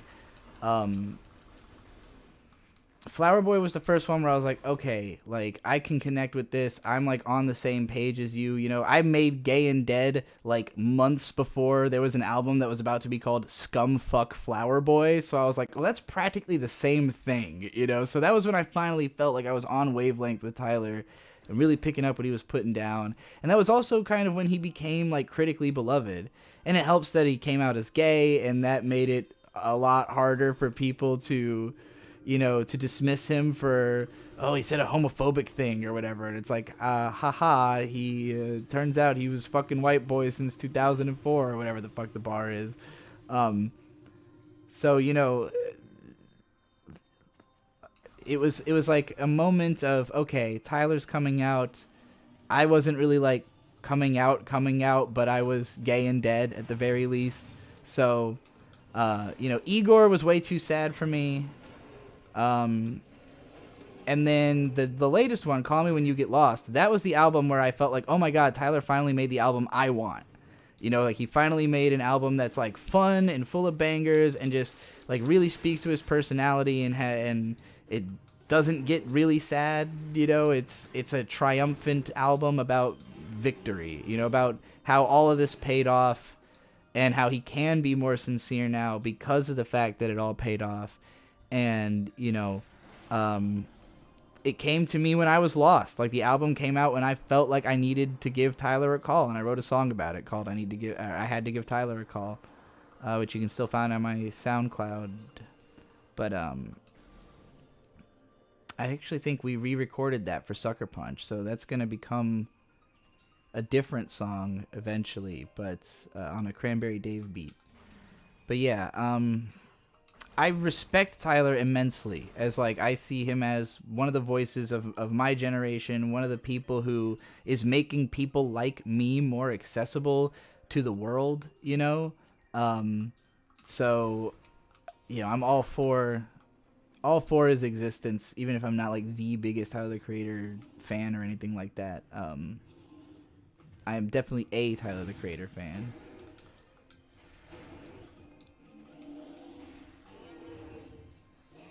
And then we got $5 from Vaporman, who says, rant about Cutie Honey. Cutie Honey is one of those all-time, going way back anime, kind of like, what did I talk about earlier? Blackjack. But this one comes from Go Nagai, who's sired no shortage of genres with his work. A lot of people seem to credit Cutie Honey as, like the OG magical girl, which I know it is not. It might be, like, the OG combat magical girl, like, transforming hero who is a girl, because I don't even really feel like it's that much of a magical girl series. But I've tried to read some of the manga, and Go Nagai, I'm not a huge fan of his actual writing style. Like, even Devilman, which is one of my favorite manga, I don't love the writing of Devilman. You know, like intellectually, I would score Devilman the manga like a 7 out of 10. But I love it just like way beyond how good it is for the ideas and the imagery of the ending and just like how fucking over the top it gets. So like with Cutie Honey, trying to read the manga, I was just like completely noped out of it. I was like, I can't stand this writing. I don't connect with the way that Go Nagai thinks on that level, that like I can really see what he thinks is funny about whatever's going on, I guess. But the Cutie Honey movie by Hideaki Anno, I really enjoyed. It's campy, it's ridiculous, it makes real people into cartoons, and then has them do crazy, ridiculous, high-flying flips in action. You know, the music is fun, and it's just like all around a cutesy, fun, sexy time with really likable actresses and lots of lesbian energy, all of which I'm very about. Wait, did I just get the morph ball like charger thing where I can? Yeah, okay. I'm supposed to use this half pipe here. I don't remember if this is just a way to get out or if this actually leads to something. But yeah, so I really enjoyed the Cutie Honey movie. I would probably give that like an 8 out of 10. It's just there's not a lot of movies that look and feel like it, you know? So it's a unique experience that that you can't really get from any other live action film. And that's pretty much all I really know about Cutie Honey. I've also seen the first episode of Cutie Honey, directed by Hiroyuki Imaishi, which is also a ton of fun. I know that's like Egoraptor's singular favorite anime is just the first episode of Cutie Honey. It was a really long time ago that I watched it, so I don't even really remember what happens. I do remember it looking really good and being fun, but you know, we've gotten a ton of Imaishi work since then, so I don't know if it would necessarily feel like super special still, but I guess I'd have to rewatch it to figure out how I felt about that.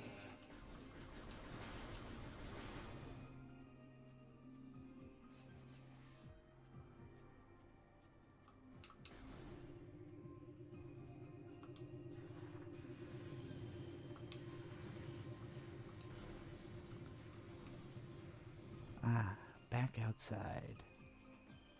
Is it time to see my enemy? Meta Ridley.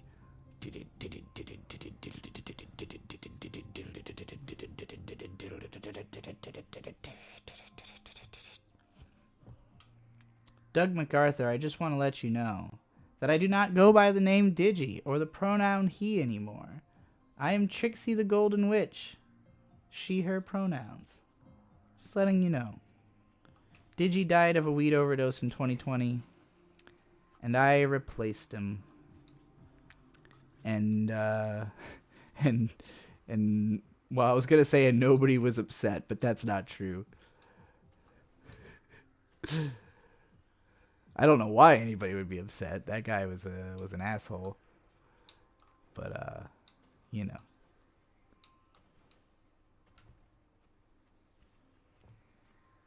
I'm not sure if I need to do anything here right now. I think I might have just come here to get the half pipe thing so I can go half pipe my way up the Chozo ruins. Slip of the tongue, no problem.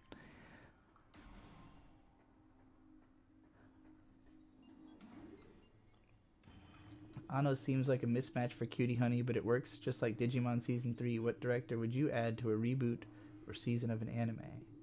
That would be a whole rant. You gotta pay for stuff like that, for information like that, because I'd have to think about it. No problem, Doug. You're all good.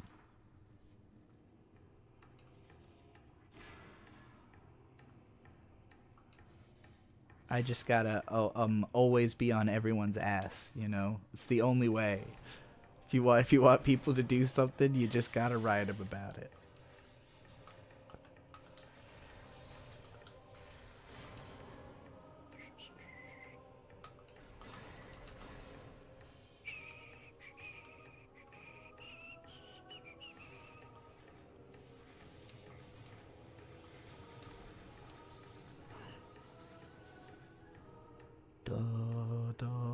I want to see Satoshi Kon on a season of Lucky Star. That would be something. I mean, I would have loved to see Satoshi Kon do literally anything. Seemed like that guy could not miss. By far the biggest loss. Like, definitely the biggest loss that anime's ever seen. Like, to lose that dude before he was even 50 years old, and he only had like 5 movies, is fucking brutal.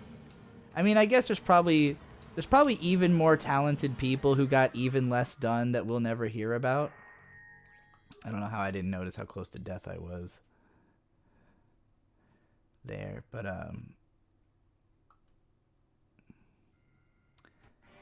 I don't know about the recent Seven Seas localization debacle, actually. I heard there was something going on where there was like a protest or a strike or something. But I don't know anything about it beyond that. So if you've got information, let me know. This is me responding to someone in the chat bringing it up. I'm not just saying that out of nowhere. And yes, I heard about the return of the Berserk manga. It's exciting. I'm glad they're doing it. I'd rather, have an answer than never have had an answer.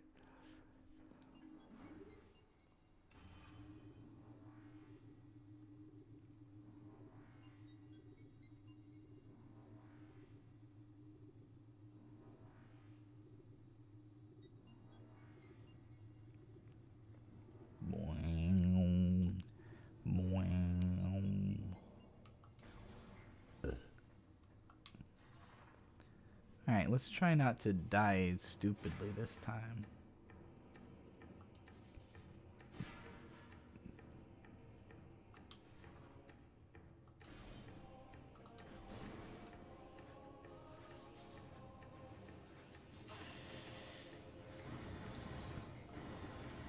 Have I gotten into Pokemon Stadium? No, I played it when I was a kid. I assume you're referring to the fact that I played it on stream somewhat recently, but I pretty much just played the mini games and relived my childhood in a way that I didn't even know was possible. But no, I haven't played it since then.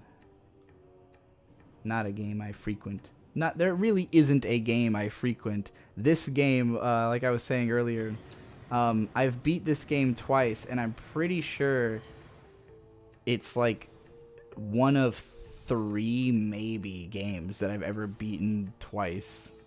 I can't even think of the other ones.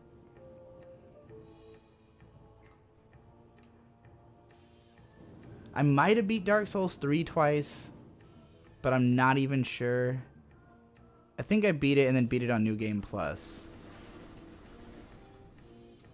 But again, I'm not 1,000% sure that I finished it the second time. I think I did. I'm fairly certain I played through that game at least twice.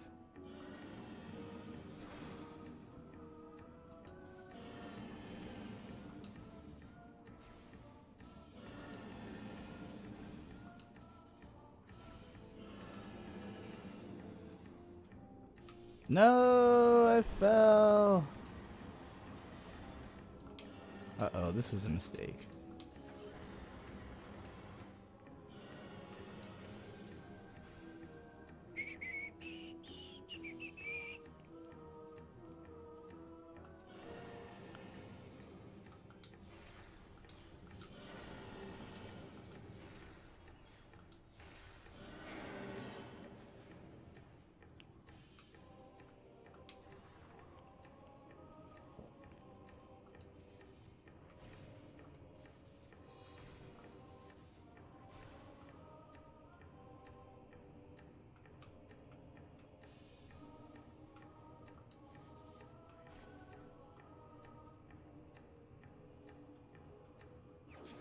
A. No.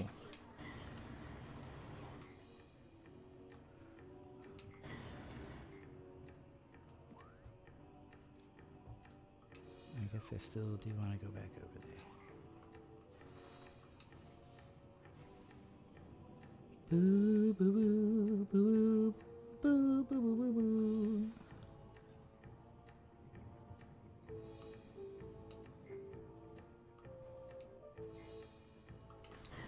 No.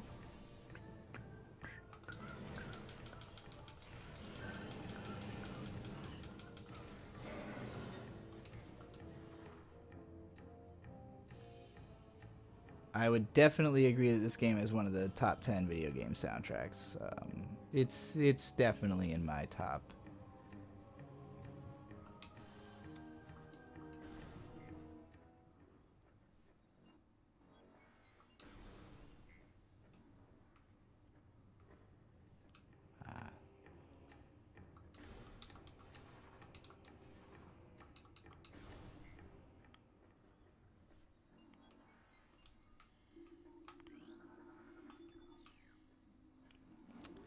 $2 super chat from Mr. Man to rant about Paranoia Agent.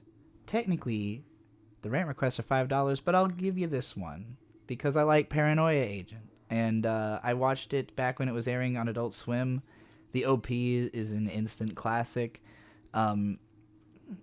Psychological stories in general are sort of my main forte, I guess. Like I anything that is about psychology tends to appeal to me instantly, and I would actually say Paranoia Agent probably was part of what got me into that when I really think about it, because I was only 14 when that show aired, and it was my first exposure to some of the ideas like dissociative identities and narcissism, like the Suicide Pact episode was really interesting, and just like everything about it was really compelling to me at that age, where like I was first starting to understand these psychological things, and definitely a lot of the show went over my head, and the ending kind of blew my mind because I didn't expect it to ever not just be like an episodic show. So when it actually developed like an overarching plot, I was really surprised and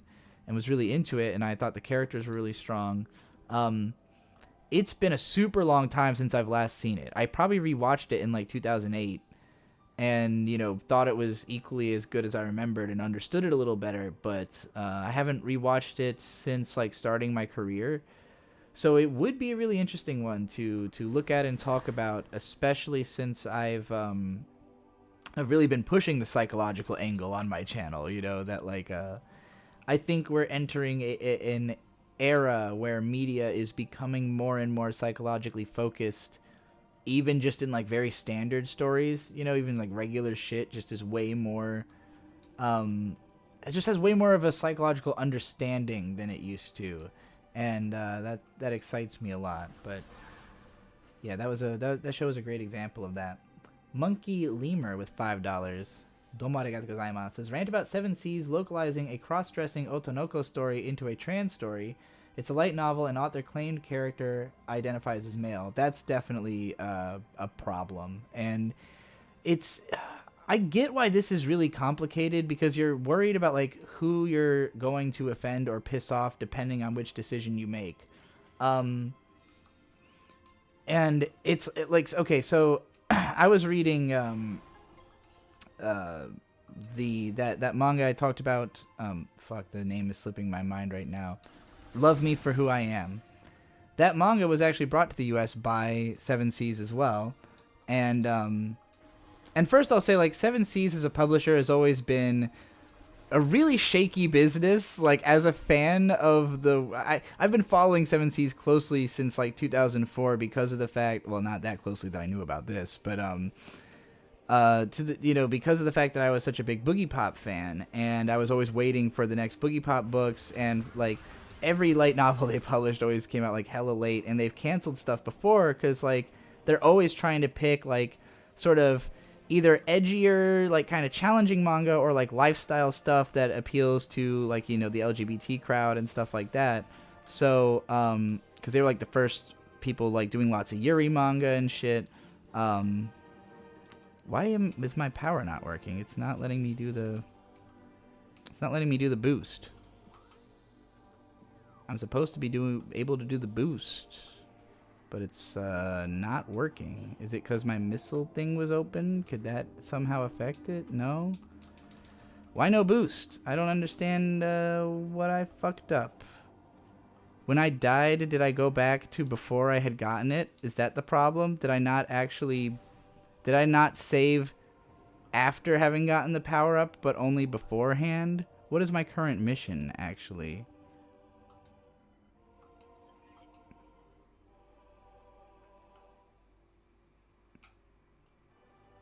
Like, isn't there usually, I guess I probably have hints off. I'm really thinking that I actually died and went further back than I thought I had, and didn't actually get the fucking power up that I thought I had gotten, which is quite obnoxious. Anyway, so they translated the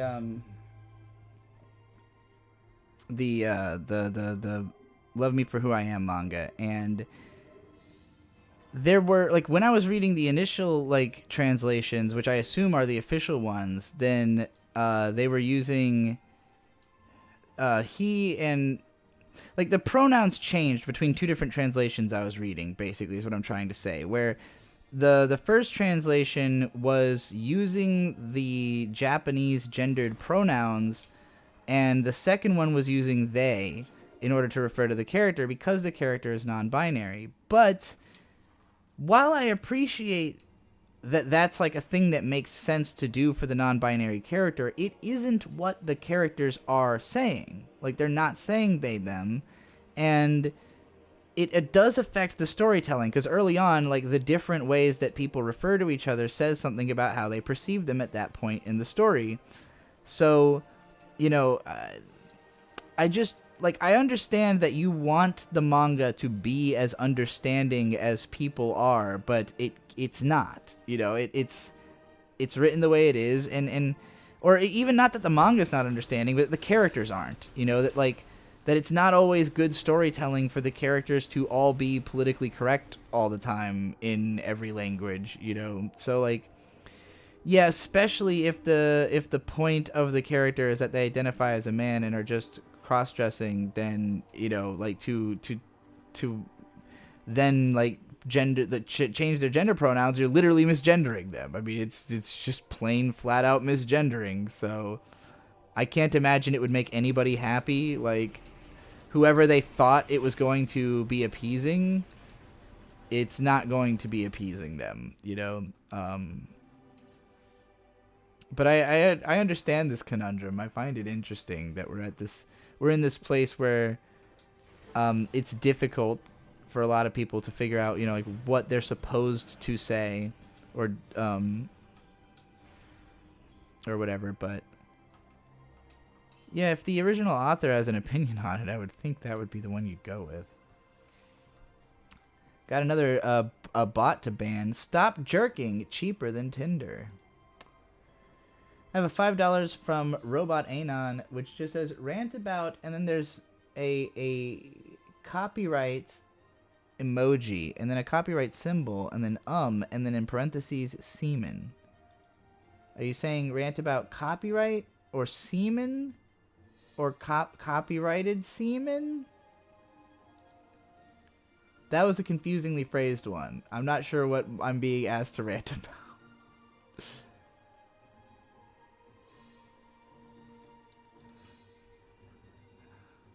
Isn't Tinder free? Yeah, I think it has like a paid mode that, like, gets you through certain stuff. I'm realizing it's almost 11 o'clock, and I will very shortly be recording a podcast with It's Mint Salad. So I'm probably going to end this right about now, and it seems like an appropriate time considering I, you know, lost progress and made a big fool of myself, and would be aggravated to have to go through that again. Maybe I'll live stream again later after my podcast with Mint. honestly. Actually, no, I have other stuff I have to edit tonight, so I'm not gonna do that. But I'll rant again. I will stream again tomorrow, probably, or the next day. I'm not gonna make any promises. I don't even know why I would suggest such a thing.